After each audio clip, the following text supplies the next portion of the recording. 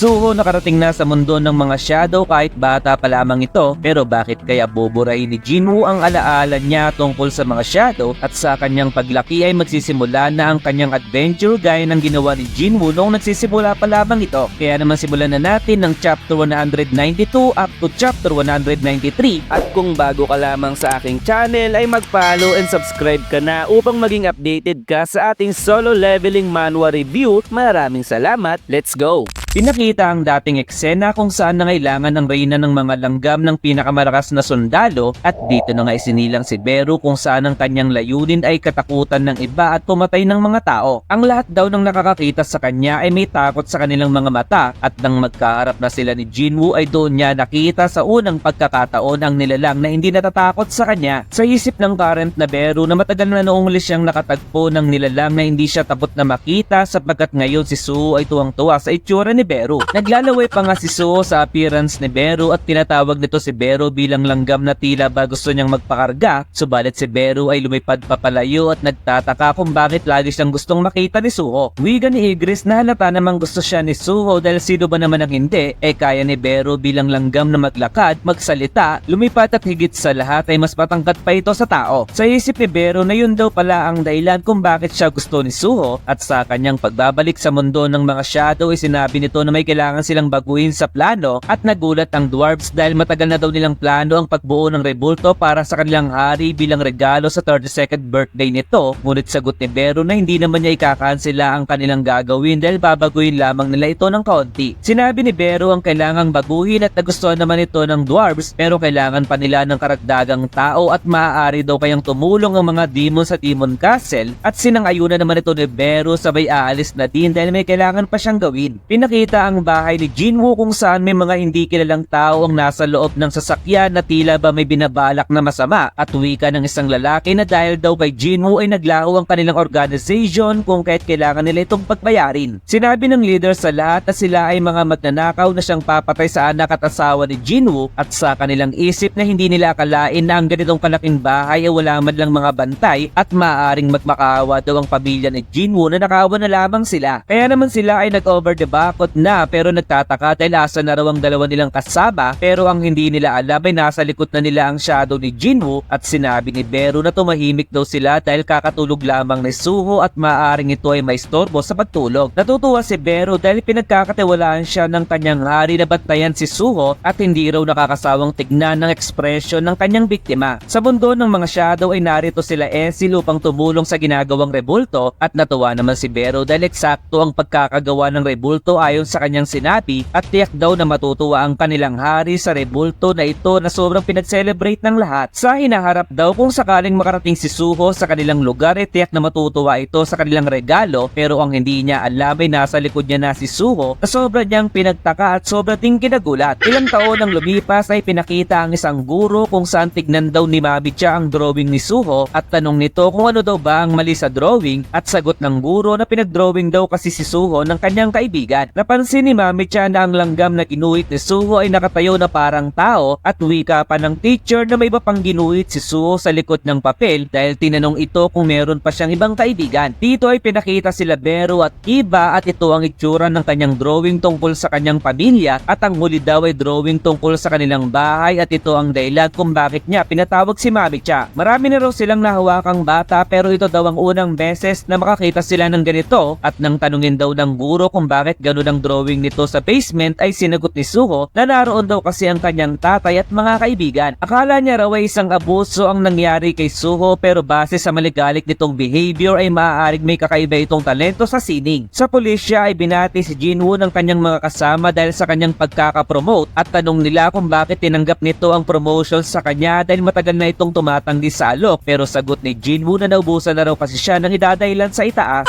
Hindi raw ba naghahangat si Jinwoo ng pera o kaya posisyon tanong ni Mr. Lee at sa isip ni Jinwoo na maniniwala daw kaya si Lee sa kanya kung sasabihin niyang naranasan niya na dating kubitan ng pera katumbas ng isang malaking law firm at tama na daw ang pangbobola ni Mr. Lee dahil siya na ang sasagot ng kanilang makakain. Sa bahay ay nagulat si Jinwoo dahil sino daw ang mag-aakala na ang isang 5 taong bata ay makakapag-drawing ng ganitong klaseng langgam at tiyak daw na may talento ang kanilang anak sa pagdodrawing pero sagot ni Mami-chan na hindi raw ito ang oras ng pagbibiro dahil tignan daw ni Jinwoo ang nasa likuran ng ng pahina. Sinabi daw ni Suho na may higante siyang tatay sa loob ng madilim na lugar at may naisip daw ba si Jinwoo tungkol dito, pero ang bida ay natawa dahil may naalala itong nakakatawang bagay. Ang ibang bata raw ay natatakot sa kanilang anak at sila daw ay namumutla kapag nakikita nilang paparating na si Suho kahit hindi naman sila binubuli or hinihiyawan. Sa isip ni Jinwoo na maaaring nararamdaman ng mga bata ang kapangyarihan ng monarch kay Suho at tiyak daw na nilalayo nito ng ibang bata dahil nararamdaman nila ang anino ng kamatayan, pero dahil galing sa kanya ang kapangyarihan na hindi ito naging isang delubyo. Ang kanyang kapangyarihan daw ay original na galing sa Panginoon ng ibang mundo para wasakin ang lahat ng nilikha, at sa oras daw na ang kapangyarihan ng Shadow Monarch ay mamamana ni Suho at umunlad ito sa kanyang katawan ay tiyak na hindi ito magkakaroon ng normal na buhay. Kailangan niya raw isil ang kapangyarihan ni Suho hanggang sa dumating na ito sa tamang edad kung saan kaya niya na itong kontrolin, kaya naman sinabi niya kay Mami Chan na upang makapamuhay si Suho ng normal ay kailangan niyang isil pansamantala ang power nito at buray ng memories tungkol sa mga Shadow Soldier. Dito ay pinakita ni Jinwoo ang drawing ni Suho kay Beru at nang tignan nito ni Beru ay labis itong naluha at maaari daw bang bigyan siya ng oras para makapagpaalam kay Suho. Sinilip ni Beru si Suho at sinabing bilang representative ng lahat ng Shadow ay kailangan niya munang magpaalam, samantalang si Suho ay binanggit ang salitang boss aunt habang siya ay natutulog. Isang karangalan daw para kay Beru na pagsilbihan niya si Suho at hanggang sa muli nilang pagkikita ay iniiling niyang maging mabuti ang kalusugan nito at sana daw ay pagbutihan ni Suho ang kanyang pag-aaral wika ni Igris, habang si Bellion ay sinabing mag-ingat daw si Suho. Wika naman ni Jinwoo na managinip daw ng mabuti ang kanyang anak at dito na nga niya sinimulang burahin ang alaala nito, sabay umalis na sila ni Beru sa kanyang kwarto at lumipas ang panahon hanggang sa lumaki na si Suho at isa na itong teenager ay makikitang papasok na siya sa kanyang paaralan. Sa isip ni Suho na ang high school ay parang mundo sa gubat kung saan may bagong classroom at bagong kaklase. Dito ay pinakita ang tatlong lalaki at isa na dito si Lee Yun-chul kung saan sa bawat tingin ay may nabubuong desisyon kung sino ang magiging kaibigan at kung sino ang magiging alalay. Sa isip ni Lee na narinig niyang si Joe ay binubuli ang kanyang kapitbahay at hindi naman daw siguro masama kung makikipagkaibigan siya dito, at alam niya rin daw kung sino ang mambubuli at sino ang dapat bulihin, pero may isang lalaki daw ang kanyang problema at ito nga ang anak ni Jinwoo na si Suho. Napatingin si Suho kila Lee kung kaya't agad itong tumayo dahil nayayabangan siya kay Suho, pero sinabi ni Joe na mas mainam daw kung hindi nila papansinin si Suho sapagkat parehas sila ng pinanggalingang paaralan sa middle school. Sinabi ni Lee na gusto raw bang mamatay ni Joe ngayon, at sa likod ng kanilang paaralan ay pagtatanong ni Lee na akala niya ay malakas si Joe, pero wala naman daw itong binatbat kung kaya't sino raw ito para kumilos ng ganun kanina. Pagsagot ni Joe na si Suho raw ang pinakamalakas sa kanilang paaralan, isang tao na hindi nila kayang galawin at nangangamba lamang siya na baka may masamang mangyari kung kaya't nangialam siya kanina. Kaya naman si Lee ay patuloy na binabanatan si Joe at sinabing nagbibiro daw ba ito sa kanyang sinabi dahil kung may taong ganun ay imposible na hindi niya marinig ang balita tungkol dito. Biglang dumating si Suho sabay sabing sabihin na lamang daw nila na si Joe ang nabubuling ngayon at kung ganun daw pala ay tawagin na lamang nila ito bilang self-defense. Sumang-ayon naman dito si Joe habang si Lee ay nagtataka sa sinabi ni Suho at biglang sinipa ni Suho ang isang lalaki sa sikmura na kinatalsik nito sabay sipa muli sa mukha ng isang lalaki. Biglang sumuntok si Lee mula sa ilalim ni Suho pero mapilis niyang naibalik ang kanyang paa at nagawang masipa ang kamay ng bully sabay sipa sa baba nito na tiyak na pulsa ay talaga kung masasabi. Pagsak ang tatlo sa ginawa ni Suho sa kanila at sinabi nito kay Joe na siya na raw ang bahala dito habang sa isip nito na hindi na masama ang alok sa kanya ni Suho. Ngayon ay pinag-uusapan na ng lahat ang nangyari sa tatlo at sa kanilang pagkakaalam ay si Joe ang gumawa nito dahil magaling daw ito sa judo, habang sa isip ni Suho na siya ay naboboring na tila ba parang alam niya na dati na may mas nakaka-surprise or mas nakaka-excite na bagay. Nagtataka si Suho kung bakit ayaw bumukas ng pinto at sa pagsilip niya sa labas ng bintana ay napansin niyang huminto ang oras at isang gate ang nagpakita sa kanyang harapan at pumasok sa kanya ang katanungan na ano ang bagay na to at ano ang kanyang gagawin. Lagi daw sinasabi ng kanyang mama na magkaparehas sila ng kanyang ama at kung si Jinwoo daw ang nasa sitwasyong ito ay ano ang kanyang gagawin, kaya naman binaba niya ang kanyang bag sabay pumasok sa loob ng gate at nakarating siya sa isang lugar na hindi masyadong maliwanag. Nagtataka si Suho kung saang lugar siya napadpad at ang gate na kanyang pinasukan ay bigla na ding nagsara kung kaya't wala na siyang pagpipilian pa kundi ang lumakad papasulong at namamanga siya sa kanyang nakikita dahil napupuno ng sandata ang bawat pader sa paligid. Dito ay hindi sinasadyang masunggo ni Suho ang isang sandata at bigla niyang nakita ang description nito sa kanyang harapan at sa kanyang pagpapatuloy ay napansin niya na siya ay parang nasa loob ng isang laro. Sinasabi daw ba sa kanya na kailangan niyang pumili ng sandata, subalit ang bawat sandata ay may restriction base sa level na ang ibig sabihin ay maaari siyang magpalit ng sandata habang tumataas ang kanyang level. Tanong ni Suho kung display lamang daw ba ang nasa harapan ng mga sandata, pero sino ba naman daw ang gagamit sa mukhang maihinang mga item na to? At napansin niya ang isang gauntlet sa isang sulok, ganoon na din ang mga dagger na pamilyar sa atin. Mukhang masaya raw ang kanyang gagawin at dahil hindi niya trip ang mga kutsilyo ay gagamit na lamang siya ng guantes.